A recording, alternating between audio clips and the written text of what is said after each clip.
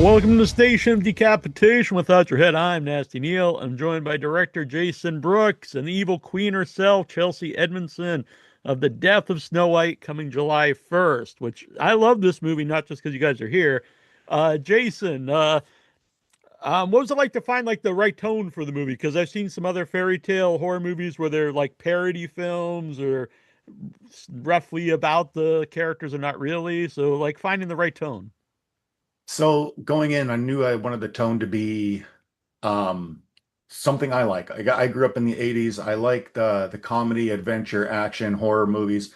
And other people have talked about like Willow and Neverending Story and different kind of fantasy films from the past where you did have humor and you had these groups of people that were fun and fun to be around, but then you could go into the darkness where the evil is lurking. And so that to me is something I wanted to bring back. And so I knew going in, we are going to have a little bit of humor and a little bit of darkness and have that roller coaster. So you get your ups and downs and everything and stay kind of true to the original Grimm brothers story from the start. Yeah. And Chelsea, your character is mostly just is played straight for most of the movie, dark. So finding the right character for you, and how much did you talk with Jason about that? Um, we, I think Jason, after my audition, really trusted me, which was so nice, just to be able to have that creative freedom. And I really appreciate that, by the way. And we would like talk on the phone but he was like hauling ass making the movie, getting the movie made, and I had to do my thing too to prepare.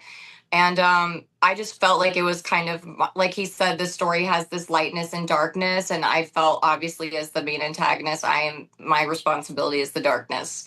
That's my part of the story that I get to tell. So, and it was really fun to do that. And this is a real horror movie. There's a lot of cool gore and dismemberments, a lot of blood, and I really particularly like the sound effects, which I think sometimes are overlooked in dismemberment. So, Jason and Chelsea, like when you first see the finished movie and you can hear all the gore sounds, what was that like? Well, for me, I was a part of the editing and the sound and everything from beginning to end. So it was a kind of a gradual thing for me and talking with the sound guy, like, hey, can we add a little bit more here, bump this up, move that? And then Mark, he did a great job just on his own getting it all done and listening to kind of what I was hoping for and nailed it. So it's, as a practical effects artist, getting the effects in there, I know that sound is what really helps sell it. So from the beginning, knew that was important. And then I don't know, Chelsea's the one Yes. who saw it from scratch, for the first time on screen altogether.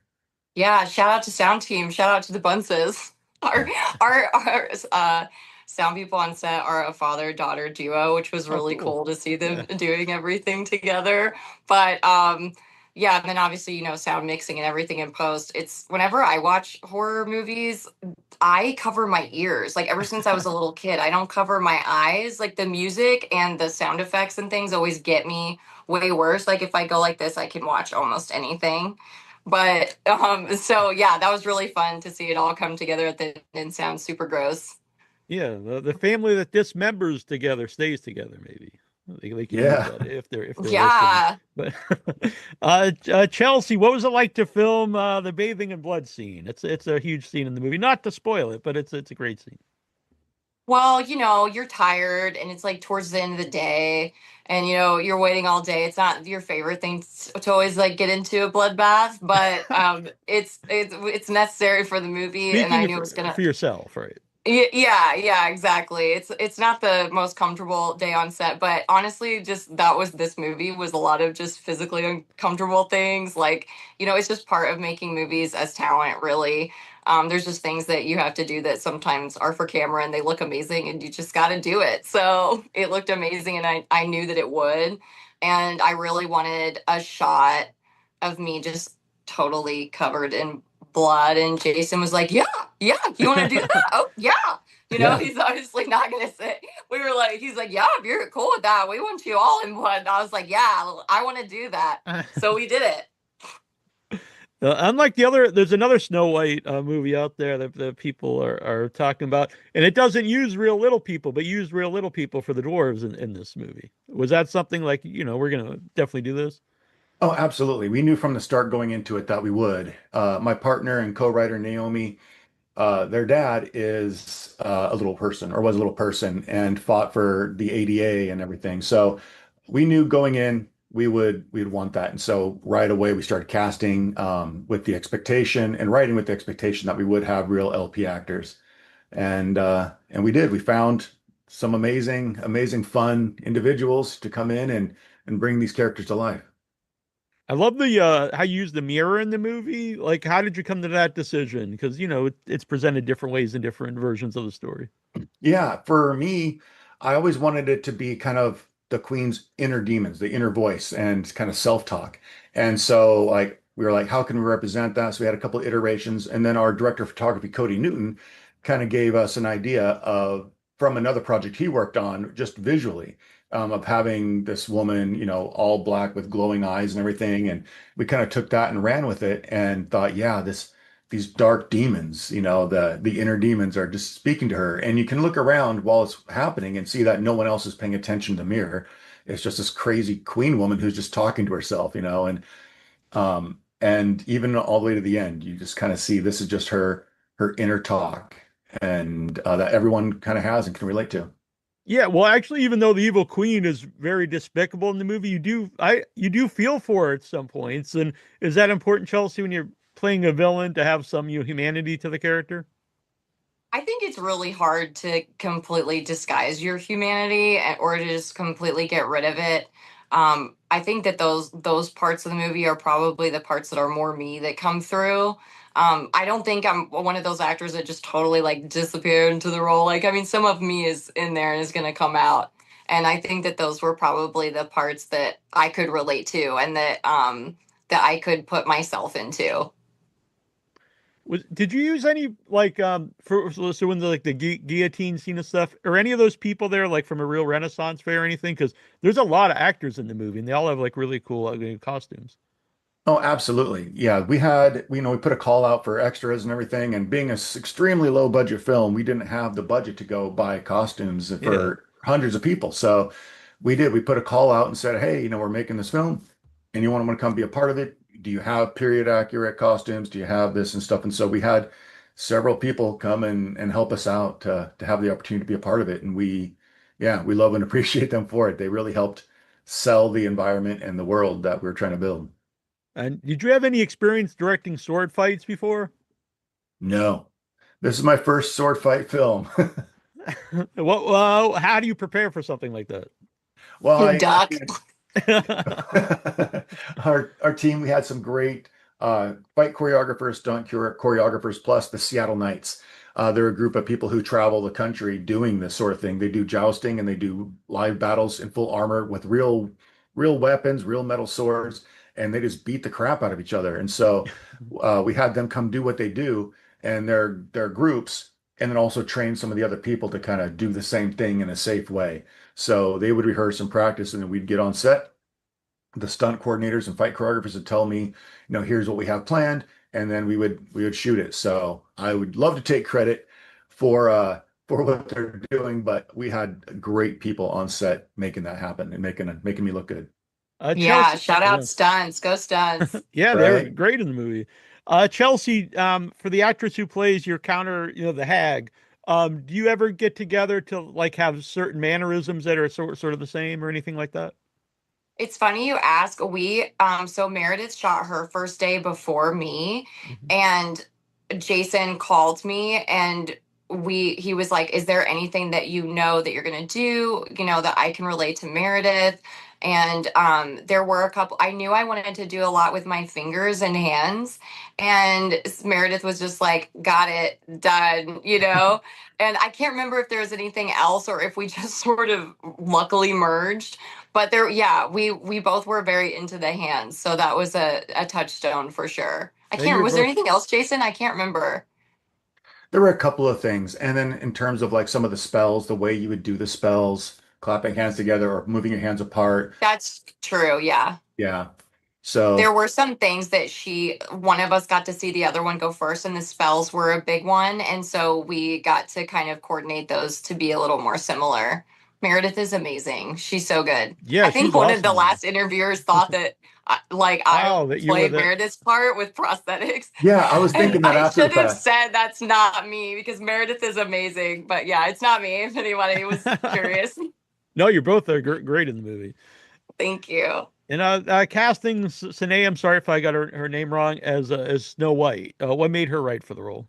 Yeah, Sanaya Lutzis. Oh, Her she's perfect. She she's is perfect. perfect. Hmm. I've worked with Sanaya a few times in other movies, and it's been great. And so this one definitely is a different kind of character than she's played before, and she nailed it. I remember kind of talking with her ahead of time. She put in a lot of input on how she wanted to play Snow White, what she thought Snow White would be in this movie. So she was really close with Naomi and I in writing that character, and then just going back and forth on her thoughts. And then on the first day, I was almost in tears when I saw her come out in the costume and act out her first scene, and saw she was no longer Sanaya, she was Snow White. And from that moment on, I only saw her as that character, and it was having worked with her many times before and not seeing this young woman anymore and seeing this other person was just magical for me to see that. So she killed it. She's a You. great girl too. She's just Oh, nice. awesome. She's so smart. She's a very smart actor. Yeah.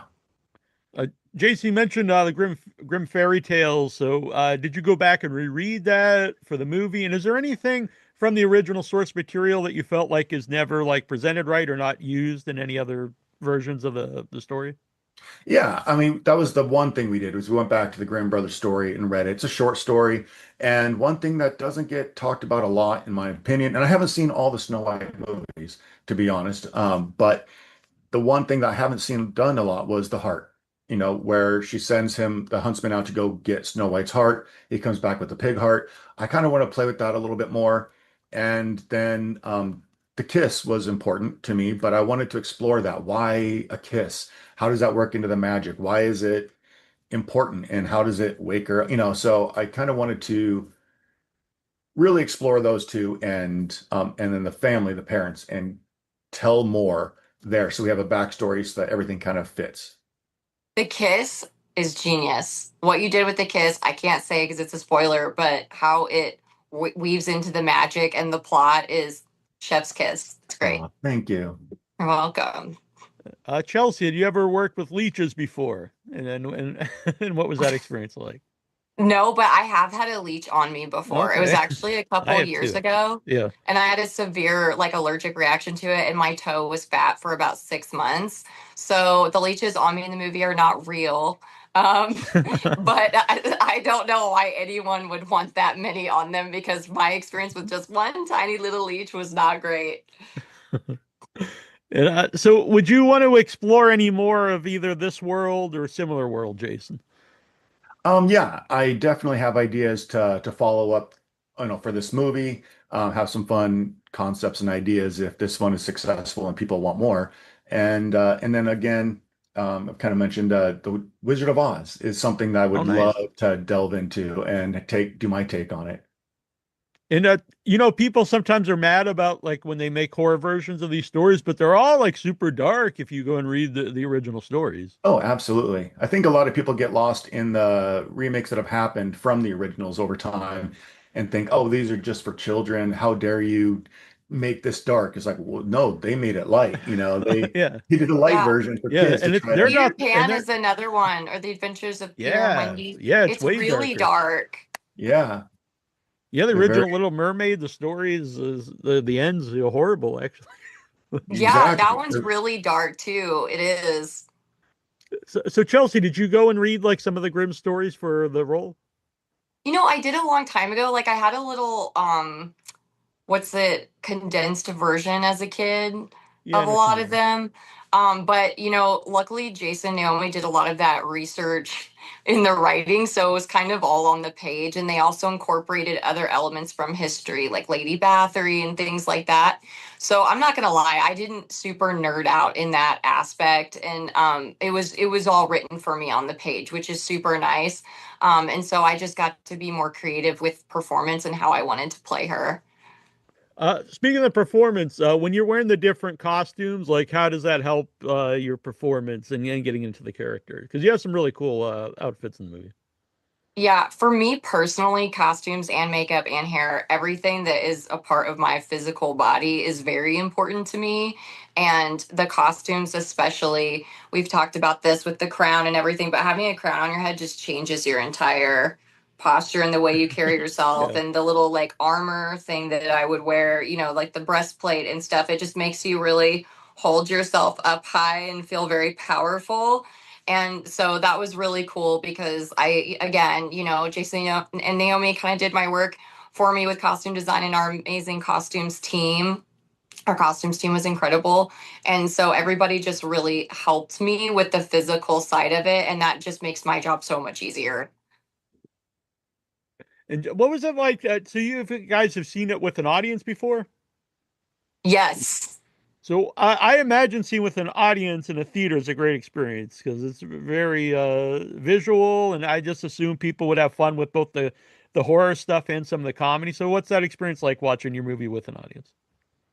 For me, it's extremely rewarding because I mean I've seen it with an audience number of times, you know, and as it went through the Regal cinemas and just in some of the test screenings and stuff and in the premiere, having people laugh out loud at all the humor, you know, is like, you know, great, we nailed it and stuff, and people are enjoying it, but then having them cringe and gasp, having people come up afterwards and how dare you make me cry during a horror movie, you know, for some of the emotional moments. And it's just really rewarding because you want to make, as a director and as a filmmaker, you want to make people feel, whether that's feel scared, feel happy, feel sad, feel, and you know, anything. That's the biggest reward that I feel. So this one has been very rewarding in that aspect.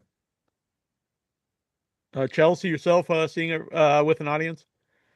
Yeah, we had a big red carpet premiere in LA at the Harmony Gold Theater on Sunset Boulevard, which was very surreal and a dream come true. It was so cool because I've been in that theater for SAG and DGA screenings before.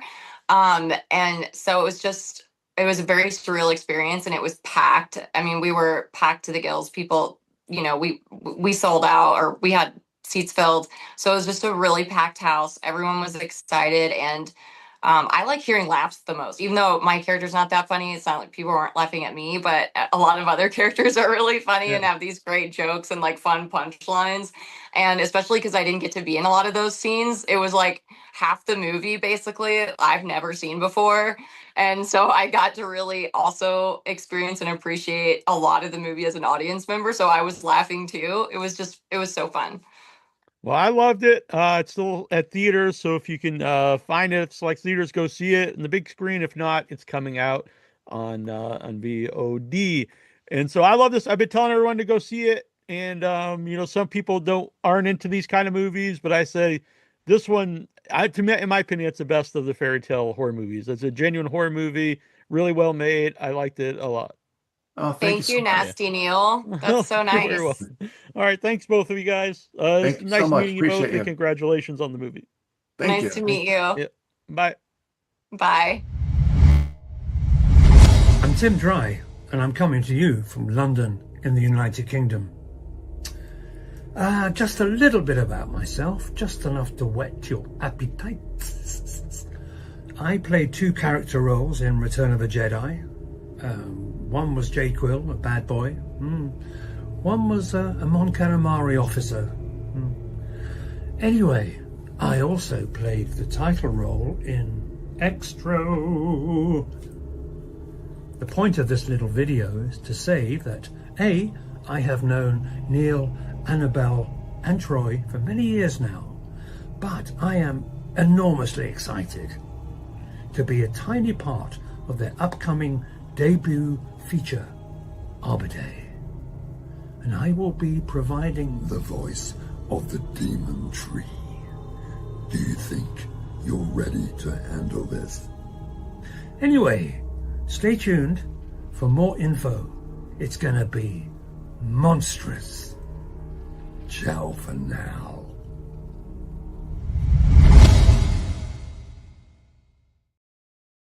Hey, it's Nasty Neal here back again. I'll be honest, I recorded that a little while ago, but it's never been played before.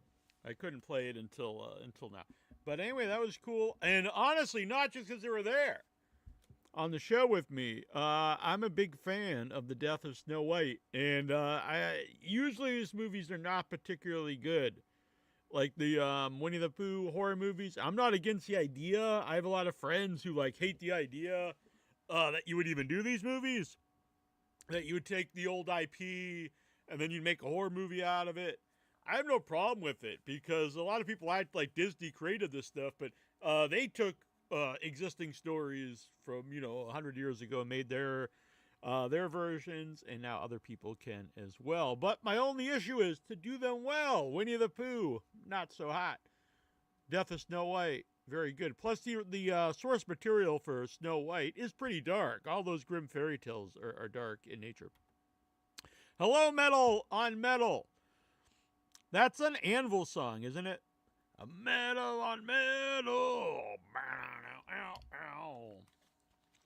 That's a good documentary if you've never seen it. Anvil, the story of Anvil.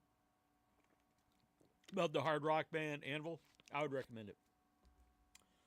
I had Lips on the show years ago, if you've seen the documentary, or if you know of the band Anvil. So, I'm going to start doing more live streams. I normally just go live Thursday, but I got a lot of people wanting to come on the podcast talk about horror movies, so we're going to start popping up more often.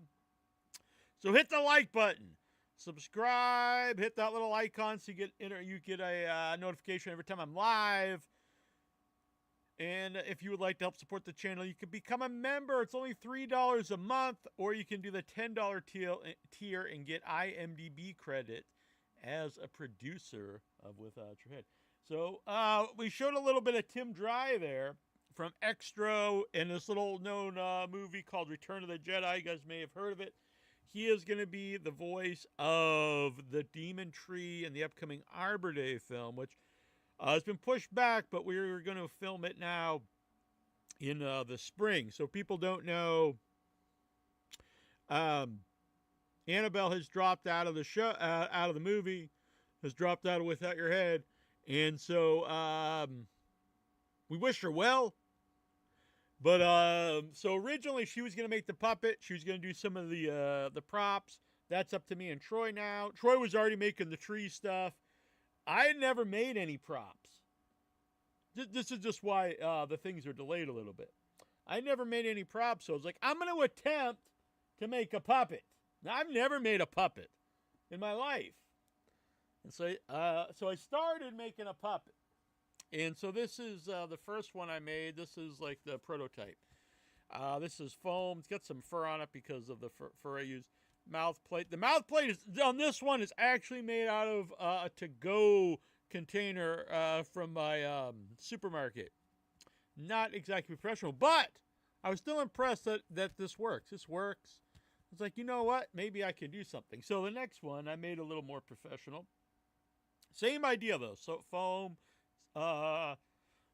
and I just made a little better mouth plate. It's got foam's pretty much the same thing. Only on this foam I used contact cement. On that one is hot glue gun. And this new one I also put in straps, finger straps. So this is the current puppet, the head. I'm very, very happy with how this turned out. I also made a mechanism for the eyes so they can squint, they can and get real excited. So I'm very happy. Yeah, I never made one. So I'm all from scratch. This is hand sewn. So it's glue, cement. This is wires in the eyes. It's got 3D pupils, you can see. The back is not sewn. It's sewn permanently in here, but the back is not finished yet because I just made the body, which is this. So the body, you get your hand up through here, comes out. The head will be up in here. It works. It's just a little hard to do here by myself on video. You put the neck through that body, and then for a puppet, you can either do real hand like this, or you can do ones on like a stick. But this is real hand, so you'll one hand will puppeteer, the other hand will move. This will also have an arm. You'll hide this arm. So if you want both arms moving at the same time, you need two people. Here's the hand. I was going to trim it up, but I kind of like it very shaggy like that. So I'm very happy with this. This is actually was going to be Master Wog for Arbor Day until I found out from Clay Dabbler out there and then a few other people, Wog is a racial slur in the UK. So I was like, oh, well, we don't really need that in the movie at the moment. So he will be renamed. So that is how that's going. You can give some money right now to the Puppet Fund because it does actually cost, not a ton, but it does cost money in foam, fur, fabrics. Actually, contact cement is kind of pricey. But anyway, and if you send $5 or more, I'm making virtual training cards, which are on my Facebook. I should put them elsewhere too. Oh, by the way, I burned my hand pretty badly, so this is what this is. Actually, I burned it down here too. But anyway, so if you're wondering what this is, I can't do too much with the puppet because it doesn't feel like great. Let's see here. We do have a thanks for the $5 here from Penalty of Death Productions. Do you guys take requests for indie films, and if so, how do you submit? Yeah, so what do you mean, to do like an interview on the show? Like I said, I'm going to start doing more shows. We used to just do every Thursday, but I get a lot of people wanting to come on, which is cool. So yeah, email withoutyourhead@gmail.com if you'd like to come on the show, or I don't know if you meant to like show trailers. We also do a free short film festival. I used to do it on YouTube, but YouTube gets very mad if you show anything naughty. I had to take a nudity course because one of the short films I played showed a nipple, and so they were no, Mr. Nasty. So I started doing that on Kick, but Kick also got mad. So I don't know where we're going to do it next. But anyway, Penalty of Death Productions. Yeah, email me at withoutyourhead@gmail.com. Metal, thank you for the $5. It's appreciated. Help support the channel. I was going to remake The Endless, but I can't seem to get Anna Bush's A Ring Unoccupied. Carl is just permanently stuck inside of it. Damn. I'm not sure what The Endless is. The movie? There's a horror movie called The Endless, but that's probably not it. All right, so those were the puppets so far. Next up are the arms. I'm going to incorporate more puppets in the movie in Arbor Day. A lot of cool people are involved. Dan Yeager from Texas Chainsaw 3D is going to be one of the voices. As you saw, Tim Dry is one of the voice. Let's see here. So I'm just pulling up who's sending the trailer. So if you would like to send in a trailer for us to play at some point, you can send that to me withoutyourhead@gmail.com. So I've got a bunch here for we were going to be live last night, but Tommy McLaughlin, the scheduled guest, the director of Friday the 13th Part 6, Jason Lives, which is the favorite of the franchise for many Jason fans. I know it's an argument here. So if you guys are listening, wherever you're listening, we're streaming on Facebook, Kick, Instagram, YouTube, wherever it is. I'll be able to see it best if you come over to the YouTube and chat here. And come over to YouTube. I'll be able to see it easier. Let me know what is not only was your favorite episode, a favorite movie in Friday the 13th, but when is Jason actually undead? Now, I say Part 6. Now, people will argue and say he's always undead because he's dead in the first movie. But I will argue that because the first movie, they didn't realize they would make sequels. So in the first movie, he is dead. And the end is really a dream sequence. It is their Carrie moment, the end of Carrie. So when they do a second, they're like, well, the mom's been beheaded. So there's a little bit of a leap of faith. And really, Jason did not die. He's alive. He's been living out in the woods. And people will argue that he's always been dead and now he's like a revenant or something. But I say nay to that. Because if he died as a child, why would his zombie or his ghost would be a full-grown man? And I demand to find, realism in these movies. So I don't think that makes sense. I don't think like a zombie or a ghost would have like a tribute to his dead mother out in the woods, and he gets hurt in the first like 4. So I say he's a living person from 2 to 4. Gets killed by Corey Feldman in the 4th one. The 5th one is kind of the Scooby Doo movie, where it's the fake Jason, and then part 6. You get Tom Matthews as Tommy Jarvis, and you get Horseshack from Welcome Back, Kotter, and they inexplicably dig up Jason, shove a pole in him, gets struck by lightning, and comes back from the dead. So that is when Jason is now supernatural and back from the dead. Some people argue with me but that is how I see it.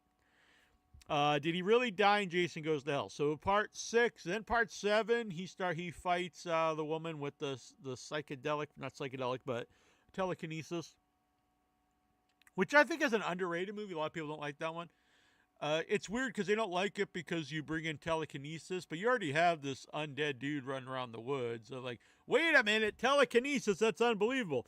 This guy who's been hacked up running around the woods, I'd totally buy that. Obviously, that could happen. And then 8 is he goes to Manhattan. Jason Takes Manhattan. The image of him in Manhattan's cool. The poster's cool, but it's not a good movie. It's mostly on a boat. And then again, an inexplicable ending. He turns into a boy. No follow-up to that. So you go into from 8 to Jason Goes to Hell, which I used to really dislike as a child. So I went to see it. I was a teenager, me and my friend Joey. And I always remember this because his older brother took us to the theater. And on the way there, we stopped at to get gas. And so it's like $10 in gas. And his older brother literally paid for it with a bucket, not a bucket, a bowl, like a kitchen bowl of pennies. And they were unrolled pennies, just a big-ass bowl of pennies.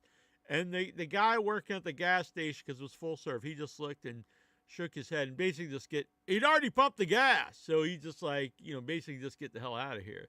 But he took the pennies, but he was not happy. And I don't blame him, to be honest. So Rob was the older brother. He dropped us off. We go into the movies. It was Joey and I and only one other guy in the theater. He was across the hall from, or the row from us. And so early on in Jason Goes to Hell, the coroner reaches in the black heart of Jason. They just brought in Jason, this notorious serial killer. The coroner reaches in, pulls out his heart. And what do you do with that? Obviously, you bite into it. You don't weigh it. You don't throw it away. You don't freeze it. You pick it up and you bite into it. And so Joey and I burst into laughter. And this other guy gets so pissed. And then he just turns from us. And the whole rest of the movie, he just sits there tense, like pissed. Totally pissed because we're just laughing the whole film. And I always thought, man, that was a really stupid movie. Because, like, Jason's like a worm, and he goes into different bodies, and all this stuff. And then, so we had Adam Marcus, the writer and director of Jason Goes to Hell, on the podcast, I think 2007, 2008, something like that. It was a long time ago. And so, for that interview, I go and rewatch a movie. And I'm watching it as an adult, and I have to say, and then I've watched it a few times since then for different interviews. And I have to say, I've grown to kind of love Jason Goes to Hell because it is so insane. It's not like the other ones, and I really respect that, because how many times can you just have Jason wandering around in the woods, and they reopen Camp Crystal Lake, and it's like, well, wouldn't they probably wouldn't reopen this after once, never mind it happening 8 times. I don't think he's like, I don't know, I think 9th time the charge, we should. There's no other camping ground. We have to reopen it here. So that probably wouldn't happen. And so they're like, we know that this is insane. So we get like the military involved to blow him up. And then it's like, well, why does he always just keep coming back from the dead? I know he's like this other being. And so you know what? I've learned to love Jason X. Jason Goes to Hell. Insane movie. And for people who don't know, I don't know if you know this, Metal, in my film, The Once and Future Smash, which is a mockumentary about the film Endzone 2, which is a movie that we made. It's supposedly a 1970 film, but we made it. We billed it as a lost classic that we restored when it premiered. And some of the early reviews of it thought it was a 1970 film, which is kind of cool. But anyway, so in this movie, I got a lot of my horror friends to play themselves. And one of those people is Adam Marcus, plays himself in The Once and Future Smash, talking about how influential this other movie is, Endzone 2, to him making Jason X. I mean, Jason Goes to Hell. Why I keep saying Jason X because Jeff Farmer is also in this movie, who wrote Jason X. So you got Jeff Farmer, we got VC Dupree, a lot of fine folks are in this movie. So I hope that answered your question. I know there's a lot. There's a new documentary out about Jason Goes to Hell. It's called the Dark. What's it? The Dark Hearts. Hearts of Darkness. It's a similar name to the Apocalypse Now documentary. I've not seen it yet, but I've heard it's great. I've had Adam Marcus on the show several times, so I'm really looking forward to it. Penalty of Death. I've sent an email. All right, cool. Yeah, I'll get back to you after the live show tonight. We'll set something up. Puppet Fun. Thank you, Metal. I appreciate it. Yes, it costs money to buy a fur. By the way, it's faux fur. I did not go and shave a rare like green animal. This is a faux fur. It's all gonna be faux fur in faux foam. No real foam animals were killed in the making of these puppets. But yeah, Jason Goes to Hell. I'm a fan. I am a fan. So we were going to have, the direct, we have to reschedule that though, but he'll be on soon. I see the emails. Yeah, I got the email, so I will look at it after the show here. All right, so I'm going to show some trailers here that were sent in from fine folks. So to send in trailers, just email me withoutyourhead@gmail.com. We're normally live Thursday. It's me, Terrible Troy, sometimes cousin AJ Cutler, and the lovely Tara Hutchinson. But tonight you're just stuck with me. All right, let's take a look. So the first trailer is, I have these on my phone here, The Cellar by Jamie Langlands. Let's check this out. These will all be independent trailers.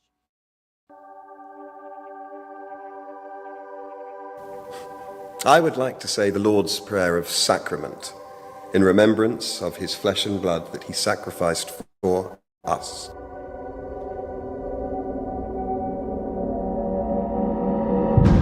O God, the eternal Father, we ask thee in the name of thy Son, the Lord Jesus Christ, to bless and sanctify this bread to the souls of all those who partake in it, that they may eat in remembrance of the body of thy Son, Jesus Christ, and witness unto him, O God, the eternal Father,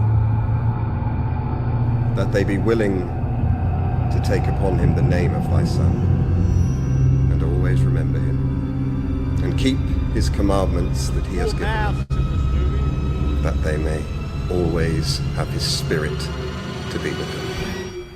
A lot of evil eyes. Amen. Evil cat's eyes. Cat's eyes, you and cat. Kind of evil.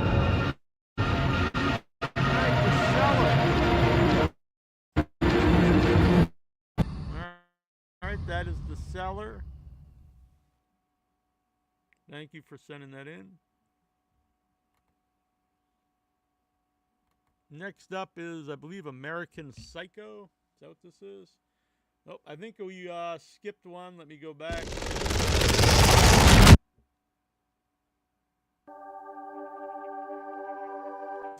I think the next movie just skipped for some reason. Sorry, whoever sent in the next one. We're going to go to The Benefactor.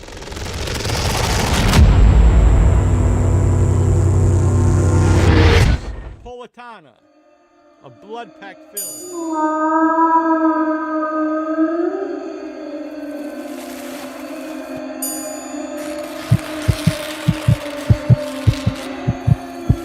The black and white movie. I don't know if the whole movie's black and white.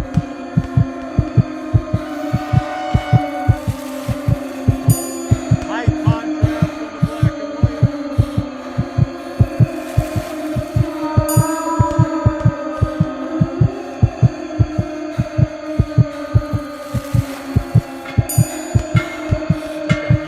shaped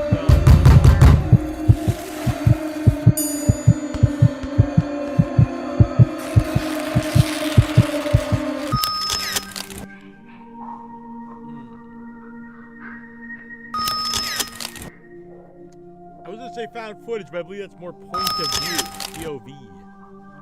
I have no earthly idea what this movie is about. It looks very strange, very artsy. Hopefully I don't have to take another nudity course for that those pubes there. Alright, that was The Benefactors, okay. Thank you for sending that in. The Benefactors by Chris Politano, sorry. Next up, I don't think it's going to let me play American Psycho. American Psycho. Something evil was unleashed 20 years ago, and all hell broke loose. The new horror film from Night Creature Productions, Evil Inheritance, coming soon. That was quick and to the point. Evil Inheritance. Some of these are not letting me play. I'm not sure why. Dead Step will not let me play, I don't think. Drag by Brandon Tanzak. From Jerks Productions. That's some folks who we play some short films.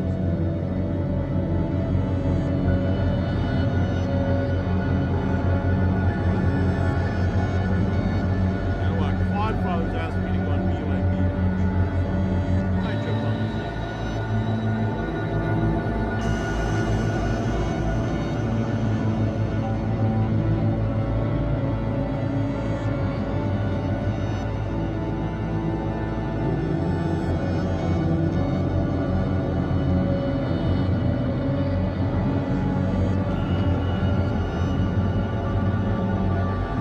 By the way, has anyone heard any more about Mike's shitty internet?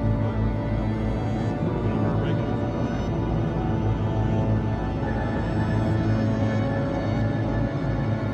When I heard drag, I actually thought this was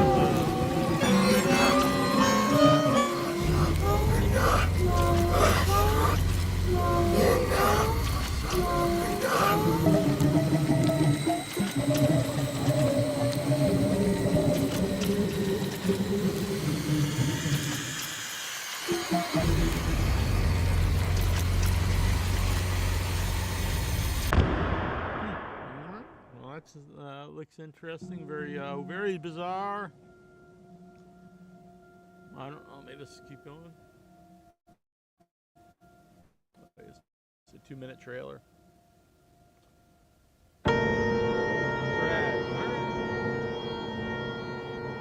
Looks very reminiscent to the woods that I live by. I live by State Forest, which is where I will be filming Arbor Day. Next up should be Grotesque. It's not playing either, huh?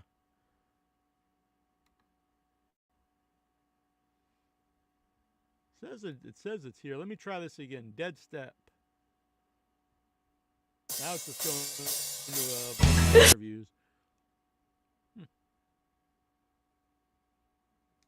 Oh, here we go. Here's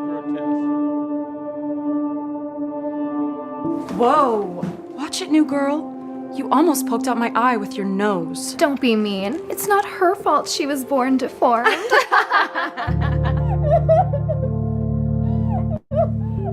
You could be attractive if you just fixed your nose. I know a doctor who can take care of it real cheap. Is it normal for plastic surgeons to work out of strip club basements? It's been happening more and more. I'm gonna make you beautiful, Nikki. Thank you so much, Dr. Wash. Just count backwards from 10. And when you wake up, you'll be a new woman. plastic surgeon in the basement of a strip club. Dr. Wash! Probably save some money. That's what I'm really doing with the. Oh, damn! Oh my god, what happened? Where is your nose? I don't know. The doctor wasn't there when I woke up. Get away from me, you brain Frankenstein! This looks entertaining to me. Oh my god. I killed my roommate and my sister, so I can't go home.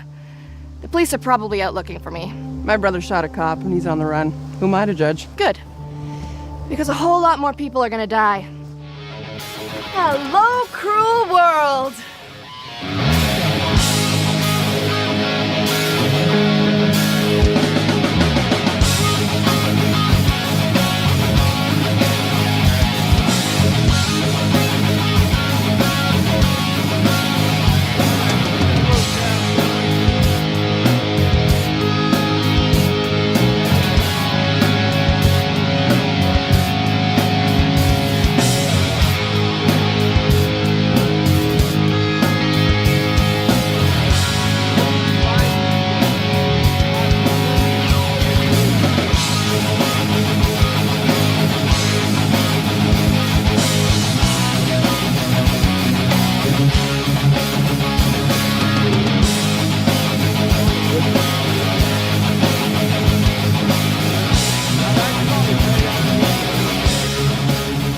So, why'd you do it?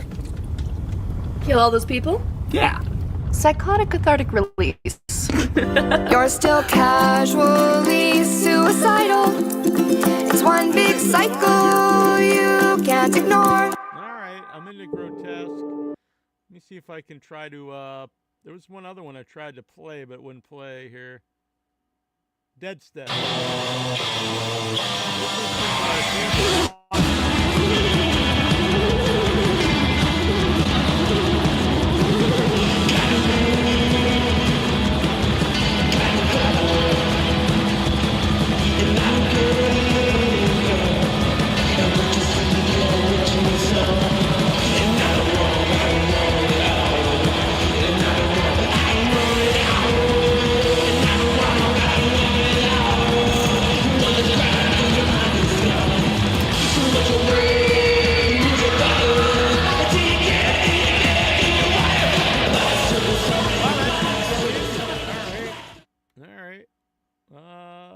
There was one other one here.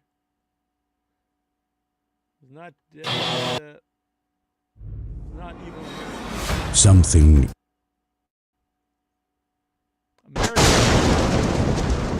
We define a serial killer as a person who murders at least 2 to 3 people, with the killings taking place over a significant period of time in separate events. Sending them letters and messages, always knowing where they are. I just want to go home.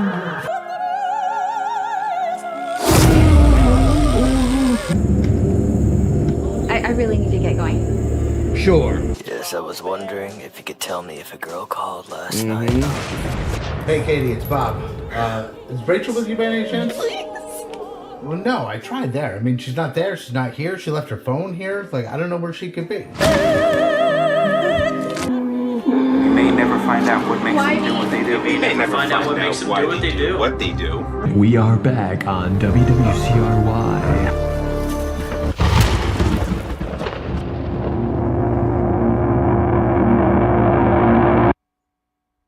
American Psychopath. What comment was that? I'll see if I didn't see it here. I know sometimes when I'm in different chats, like last night when I was in Def's chat, some of my it would say like it wasn't deliverable or something, then it would ask me to retry. I don't know. I just get that every once in a while on YouTube. Oh, weird that you had to censor it. I don't think you normally had to censor stuff unless it's like a super chat. I don't know. Oh, by the way, Metal, if you want a virtual trading card, you can also send me a picture if you like. You can email that at withoutyourhead@gmail.com. for Arbor Day, for the puppet fun. So again, here is the puppet so far.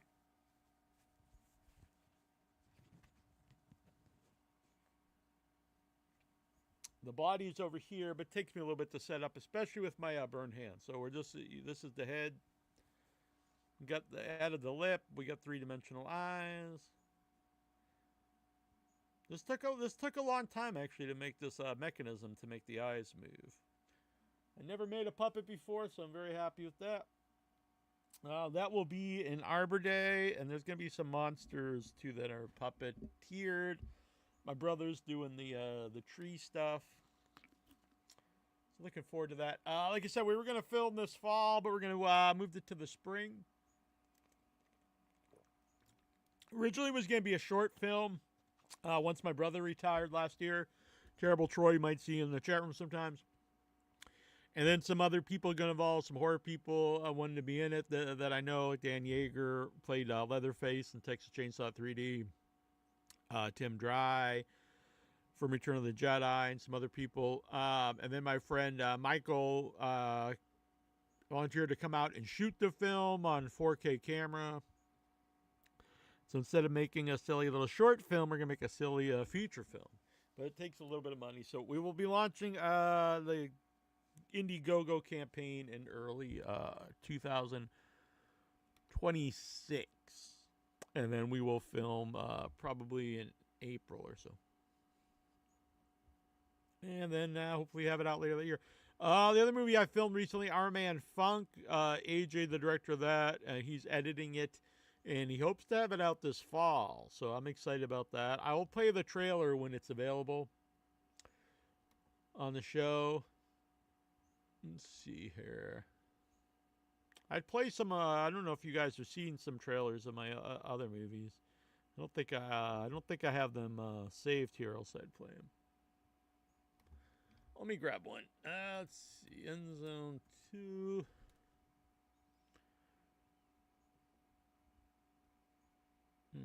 I'll have it ready for next time. Anyway, I'm going to take off. I just want to jump on, do a quick show. I'm going to start doing some more live streaming. Thanks, everyone, for coming here.